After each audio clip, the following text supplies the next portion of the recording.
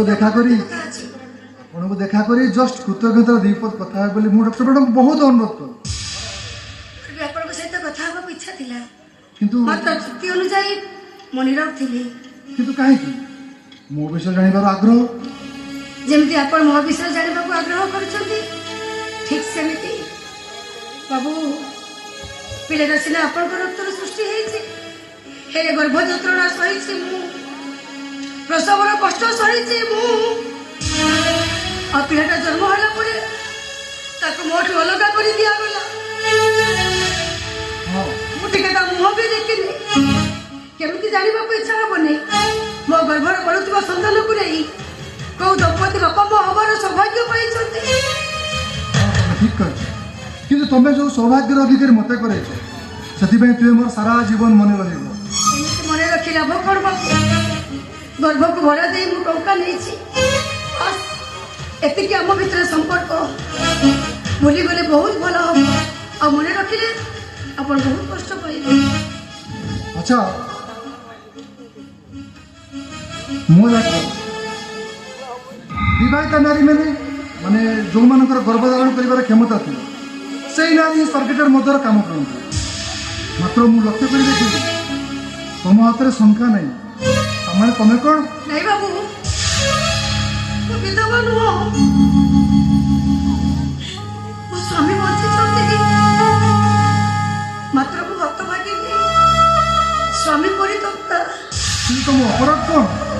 ମୋର ଅପରାଧ ହିଁ ଅଛି ସଂସାର କରିବା ମତୁଆର ନିଶାରେ। ଯେତେବେଳେ ମୁଁ ଗର୍ଭବତୀ ହେଲି, ସେତେବେଳେ ମୋ ସ୍ୱାମୀ ସେ ଗର୍ଭକୁ ପାପ ଗର୍ଭ ବୋଲି କହି, ମତେ ଚରିତ୍ରହୀନ ବୋଲି କହି ମତେ ଡିଭୋର୍ସ ଦେଇଦେଲେ। ଆଉ ତମ ଗର୍ଭର ସେ ପିଲାଟା? ଇଚ୍ଛା କରିଥିଲି ପିଲାଟାକୁ ଜନ୍ମ କରି ତାରି ଆଶ୍ରମରେ ବଞ୍ଚିବି ବୋଲି। ଆଉ ମୋ ସ୍ୱାମୀକୁ ମୋ ଚରିତ୍ରବତୀର ସାର୍ଟିଫିକେଟ ଦେବି ବୋଲି, କିନ୍ତୁ ହେଇପାରିଲାନି। ଜଣେ ନର ରାକ୍ଷସ ମୋ ସ୍ୱାମୀଙ୍କର ଶତ୍ରୁ ଶେଷରେ ମୋତେ ଆଘାତ ଦେଇ ମୋ ପିଲାଟାକୁ ସେ ନଷ୍ଟ କରିଦେଲା। ଆମ ପରିବାରର ଆର୍ଥିକ ଅବସ୍ଥା ପାଇଁ ମୋର এই ସର୍କିଟ ବଜାରର ଅଭିନୟ। ଭାରି ଟ୍ରାଜେଡି ତୁମର ଲାଇଫ। ଆଚ୍ଛା, ଏତେ ସବୁ ନିରବର୍ଷ ହେଇଗଲ, ଆଇନର ଆଶ୍ରୟ ନେଲନି କାହିଁକି? କଣ ଆଉ ଲାଭ ହେଇଥାନ୍ତା ବାବୁ? ପରିଗଲା ତରକାରୀ କଣ ଆଉ ସ୍ୱାଦ ମିଳେ? ତାଛଡ଼ା ସେମାନେ ହଉଛନ୍ତି ବହୁତ ଧନୀ ଲୋକ, ଆମେ ହଉଛୁ ବହୁତ ଗରିବ। ତାଙ୍କ ସହିତ ଆମେ କେସ୍ ଲଢ଼ି ପାରିନଥାନ୍ତୁ। ଆଉ ତାଛଡ଼ା ଯାହାକୁ ମୁଁ ପତି ପରମେଶ୍ୱର ଭାବେ ମନ ଭିତରେ ପୂଜା କରୁଛି, ତାଙ୍କ ବିରୁଦ୍ଧରେ ମୁଁ ଥାନାର ଆଶ୍ରୟ ନେଇଥିଲେ ଥାନା କୋର୍ଟ କଚେରୀ ସାମ୍ନାରେ ମୋ ସ୍ୱାମୀଙ୍କର ମହାବିଜ ତଳ ପଡ଼ି ଯାଇନଥାନ୍ତା। କିନ୍ତୁ ସେଗୁলো ମୋତେ ଅବିଚାର କରିଛନ୍ତି। କରନ୍ତୁ, ଯେତେ ଅବିଚାର କରିବା କଥା କରନ୍ତୁ, ମୁଁ ସବୁ ସହିଯିବି। କାହିଁକିନା ସ୍ୱାମୀକୁ ଖୁସିରେ ରଖିବା ସ୍ତ୍ରୀର ଧର୍ମ। ପୁରାଣରେ ଲେଖା ଅଛି, ସ୍ୱାମୀ ନିନ୍ଦା ନର୍କେ ବାସ। ସେ ମୋତେ ଯେତେ କଷ୍ଟ ଦିଅନ୍ତୁ ମୁଁ ସବୁ ସହିଯିବି। ମୋତେ ଚାକରାଣୀ ମରି ଏଇ ରାସ୍ତାରେ ମରିଯିବି, ହେଲେ ମୋ ସ୍ୱାମୀଙ୍କ ଅମଙ୍ଗଳ ମୁଁ ଚିନ୍ତା କରିପାରିବି। ତମେ ଇଚ୍ଛା କରିକି କରିଥାନ୍ତି ବାବୁ। ମୋର ଏମିତି ଅବସ୍ଥା ଦେଖି ବହୁତ ଲୋକ ମୋତେ ବିବାହର ପ୍ରସ୍ତାବ ଦେଇ, ମାତ୍ର ବିବାହ କରିବା ପାଇଁ ନା ମୋ ମନରେ ଅଛି ଆଗ୍ରହ, ନା ମୋ ମନରେ ଅଛି ଉତ୍କଣ୍ଠା। ତମେ ବିବାହ କରିବନି? ଭବିଷ୍ୟତକୁ କିଏ ଦେଖିଛି ବାବୁ? ମୁଁ ଏତିକି ଭାବୁଛି, ମୋ ଲକ୍ଷ୍ୟରେ ଯଦି ମରିଯାଆନ୍ତି ଶାନ୍ତି ମିଳିଯାଆନ୍ତା। ନା ନା, ତମେ ସେମିତି କିଛି ଭାବନା ମନ କର। ଆଚ୍ଛା ବାବୁ, ଆପଣ ତ ମୋ ବିଷୟରେ ସବୁ ଜାଣି ସାରିଲେଣି, ମୁଁ ଏଥର ଆସୁଛି। ଶୁଣ, ମୋ ବିଷୟ ଜାଣିବାକୁ ଆଗ୍ରହ କରିଥିଲ ପରା, ଜାଣିବନି? ଆଉ ଆବଶ୍ୟକ ନାହିଁ, ଯେତିକି ଜାଣିଛି ସେତିକି ଯଥେଷ୍ଟ। ସେଟା କିଛି ବି କହିନି। କହିବା କ'ଣ ଦରକାର ବାବୁ? ବୁଝିବାର ଶକ୍ତି କ'ଣ ମୋର ନାହିଁ? ତାହେଲେ ମୋ ବିଷୟରେ ସ୍ୱାମୀ ପରିତ୍ୟକ୍ତା ହେଲି ବୋଲି ହୃଦୟଟା କ'ଣ ମୋର ପଥର ପାଲଟି ଯାଇଛି? ଆପଣଙ୍କ ବିଷୟରେ କଣ ସବୁ ଚିନ୍ତା କରିଛ? ଆପଣଙ୍କ ବିଷୟରେ ମୁଁ ଏତିକି ଜାଣିଲି ଯେ ଆପଣ ଜଣେ ଭଲ ମଣିଷ। ଆପଣଙ୍କ ହୃଦୟ ବହୁତ ନିର୍ମଳ। ଅନ୍ୟର ଦୁଃଖ ଦେଖିଲେ ଆପଣ ଜମା କହିପାରନ୍ତିନି, କିନ୍ତୁ ଅନ୍ୟର କଷ୍ଟ ଲାଘବ କରିବାକୁ ଆପଣଙ୍କର ଶକ୍ତି ନାହିଁ। ଆଉ ଯୋଉଥିପାଇଁ ଆପଣ ବହୁତ କଷ୍ଟ ପାଆନ୍ତି। ଠିକ ଅଛି ବାବୁ, ମୁଁ ଆସୁଛି। ନା ରୁହ, ପୁଣି କ'ଣ ହେଲା? କେଜାଣି କାହିଁକି ତମ ସହ କଥା ହବା ଭିତରେ ତୁମ ପରିଚୟ ମତେ ଚିହ୍ନା ଚିହ୍ନା ପଡିଲା। ଲାଗୁଛି ତମେ ଯେମିତି ମୋର ପରିଚିତ। ତେଣୁ ମୁଁ ଇଚ୍ଛା କରୁଛି ଥରେ ତୁମ ମୁହଁ ଦେଖିବାକୁ।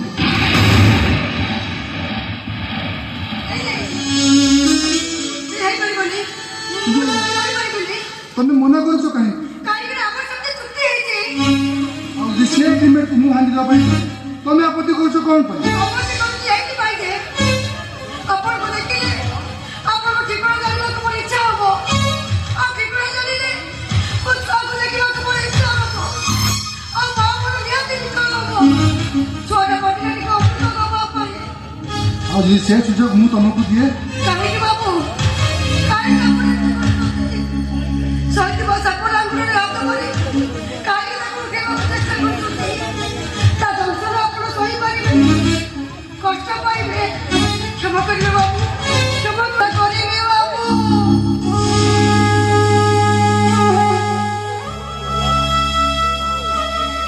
ଭରସାର ସେତୁ ବନ୍ଧକ ଭାଙ୍ଗି ଗଲା ପରେ କୋଉ ହାତରେ ମୁଁ ଭରସା କରିବି? ମୋତେ କ୍ଷମା କରନ୍ତୁ ବାବୁ, ମୋତେ କ୍ଷମା କରନ୍ତୁ। ଶୁଣନ୍ତୁ, ତମେ ଯଦି ତୁମ ମୁହଁ ଦେଖିବା ପାଇଁ ମତେ କିଛି ଅର୍ଥ ଦାବି କର ତାହେଲେ ବି ମୁଁ ପ୍ରସ୍ତୁତ। ଛି ବାବୁ, ଏମିତି କାମରେ କ'ଣ ଅର୍ଥ ଆବଶ୍ୟକ ପଡ଼େ? ଆବଶ୍ୟକ ପଡ଼େ ଆନ୍ତରିକତା। ତାମାନେ ତୁମେ କହୁଛ ଆମେ ଯୋଉ କଥା ହଉଛୁ ତା ଭିତରେ ଆନ୍ତରିକତା ନାହିଁ? ଓହୋ ବାବୁ, ଆପଣ ବୁଝୁନାହାନ୍ତି କାହିଁକି? ମୁଁ ଆପଣଙ୍କୁ କେମିତି ବୁଝେଇବି? କାହିଁକି ଆପଣ ଏମିତି ଜିଦ୍ କରୁଛନ୍ତି? ଆପଣ ଜାଣିନାହାନ୍ତି ଆପଣଙ୍କର ଏଇ ଜିଦ୍ ପାଇଁ ଦରକାର ପଡ଼ିଲେ ଆପଣଙ୍କ ସୁନା ସଂସାର ବି ସୁନା ହେଇଯାଇପାରେ। ସେ ଯାହା ବି ହଉ, କିନ୍ତୁ ମୁଁ ତୁମ ମୁହଁ ଥରେ ଦେଖିବାକୁ ଇଚ୍ଛା କରୁଛି ମାନେ ମୁଁ ଦେଖିବି। ଠିକ ଅଛି, ଯଦି ମୋ ମୁହଁ ଦେଖିବା ପାଇଁ ଆପଣଙ୍କର ଏତେ ଜିଦ୍, ଯଦି ଏଇଟା ଆପଣଙ୍କର ଏତେ ବଡ଼ ଖୁସି, ତାହେଲେ ଦେଖି ଦିଅନ୍ତୁ ମୋ ମୁହଁ, ଚିହ୍ନି ରଖନ୍ତୁ ଏ ସ୍ୱର୍ଗଜାତ ମଦର କିଏ।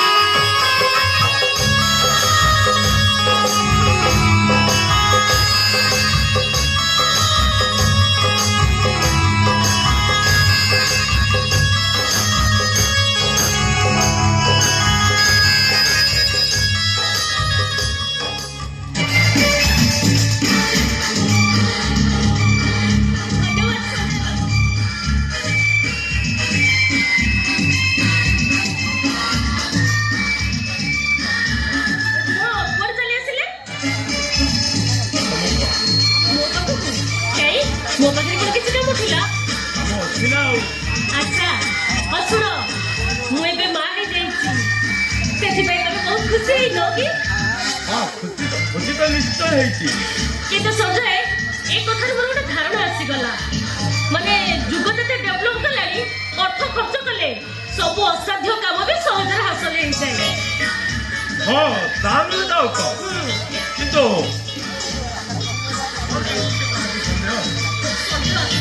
କୋଉ କଥା? ତମର ଗର୍ଭାଶୟରେ ସନ୍ତାନ ଧାରଣ କରିବାକୁ ଅନୁପଯୁକ୍ତ ଏ କଥା କାହିଁ ମୁଁ ଜାଣିପାରୁନି। ଆରେ ବାବା ତମେ କଣ ଜାଣିପାରୁନ ଯେ ଆକ୍ଚୁଆଲି କଥା କଣ କି ମୋ ଗର୍ଭାଶୟ ବହୁତ ଛୋଟ। ଆରେ ଏ କଥା ମୁଁ କହୁନି ଡକ୍ଟରଙ୍କ ରିପୋର୍ଟ କହୁଛି। ସେଥିପାଇଁ ମୁଁ ଅନେକ ମେଡିସିନ ମଧ୍ୟ ବ୍ୟବହାର କରିଛି କିନ୍ତୁ ସେସବୁ କିଛି କାମ ଦେଲାନି। ଯଦି କାମ ଦେଲାନି ତମେ ମେଡିସିନ ଖାଇବା କଣ ଦରକାର ଥିଲା?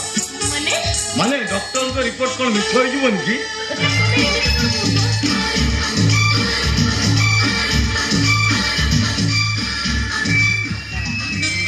ମିଛ ନୁହଁ। ମୋର କହିବା କଥା ତମର ଗର୍ଭାଶୟ ସୁରେନ୍ଦ୍ର ବାବୁ ତମକୁ ମିଛ ରିପୋର୍ଟ ଦେଇ ମେଡିସିନ ଖାଇବାକୁ ନେଇଛନ୍ତି। What nonsense! ଆରେ ସୁବେଦ ଏମିତି କଣ ପାଇଁ କରିବେ?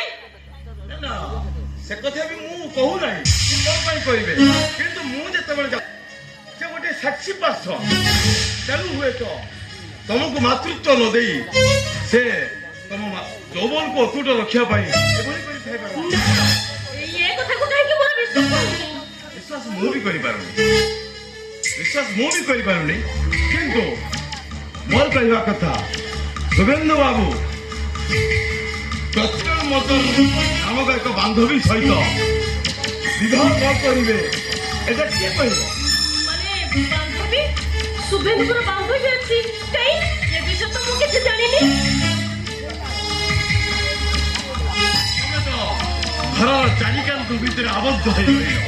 ଆଉ କୋଉ ସ୍ୱାମୀ କୋଉ ସ୍ତ୍ରୀ ସହିତ ରଙ୍ଗାରଙ୍ଗ କାର୍ଯ୍ୟକ୍ରମରେ ଲିପ୍ତ ରହିଛି ବୋଲି କଣ ନିଜ ପତ୍ନୀ ପାଖରେ ଆସି କହିବ? କିନ୍ତୁ ତମେ ୟା ବିଷୟରେ ମୋତେ ପ୍ରମାଣ ଦେଇପାରିବ? ପ୍ରମାଣ ମୁଁ ଦେବା ଅପେକ୍ଷା ତମେ ନିଜେ ଇନକ୍ୱାରି କର।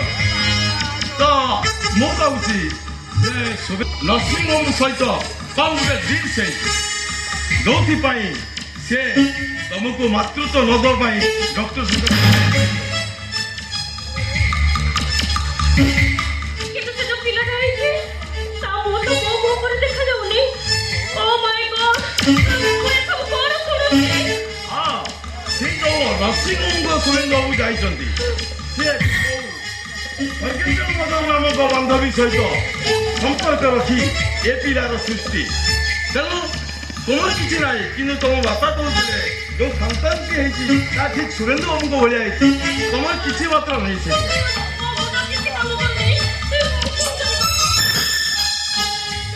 ମାନେ ଦେଖ ତମେ ଏ ବିଷୟରେ ବାପାଙ୍କୁ କିଛି କହିନ ତ?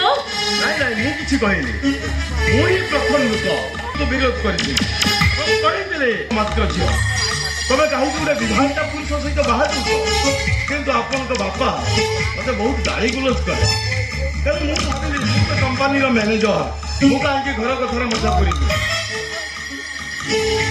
ତମେ ମତେ ଭଲ ଲାଗେ ଯିବୁ ଭବିଷ୍ୟତରେ କାହିଁ ତମର ଅନିଷ୍ଟ ସେଥିପାଇଁ ମୁଁ ତମକୁ କଥାଟା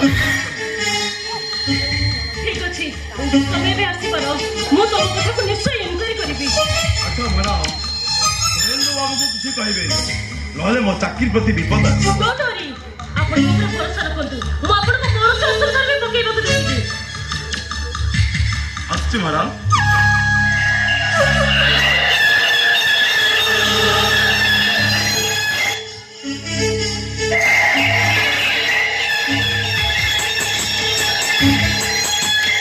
ସଞ୍ଜୟଙ୍କ କଥାକୁ ତ ମୁଁ ସମ୍ପୂର୍ଣ୍ଣ ମିଛ